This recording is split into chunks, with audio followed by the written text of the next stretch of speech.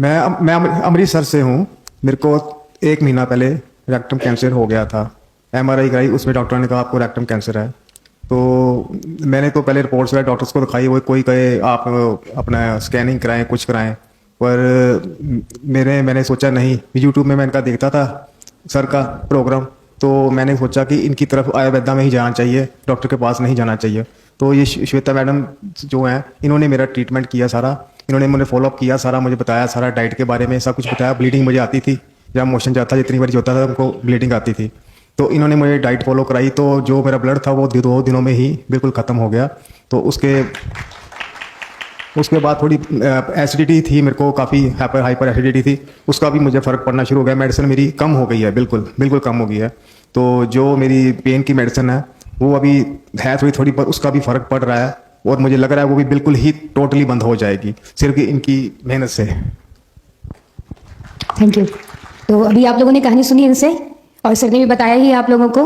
तो इनको rectum cancer हो गई, 4th स्टेज बताया गया, और कहा गया कि कीमो, रेडिएशन एंड सर्जरी होने वाली है। तो इनकी वाइफ का कॉल आया मेरे पास, और आज मात्र 10 दिन हुए, ओनली 10 डेज, और इनके स्टूल में कॉन्टिन्यूसली ब्लड आ रहा था, जो 2 दिन के अंदर रुक गया।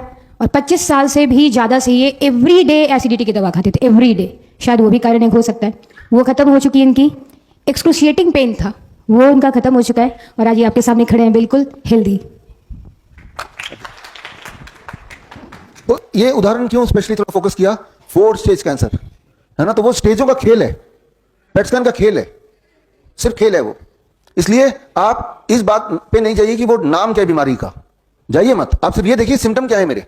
जैसे आपका वीकनेस है, वेट लॉस हो रहा है, ये देखिए, पेन हो रहा है, ये देखिए। ये पहले दिन सबसे पहले लेक्चर में शुरू में ही मैंने बताया था।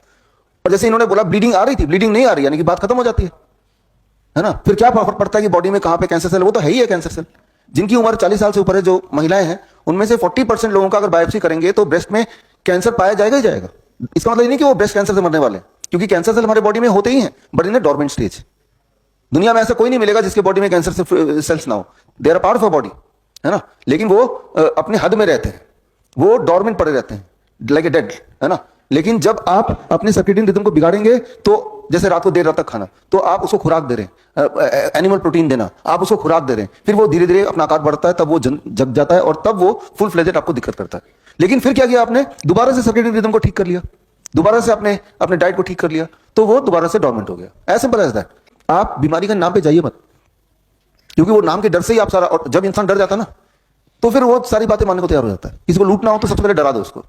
जब वो डर जाएगा तो सब कुछ, अपना माल, अपनी जान आपको दे देगा, है ना। डर का व्यापार है ये।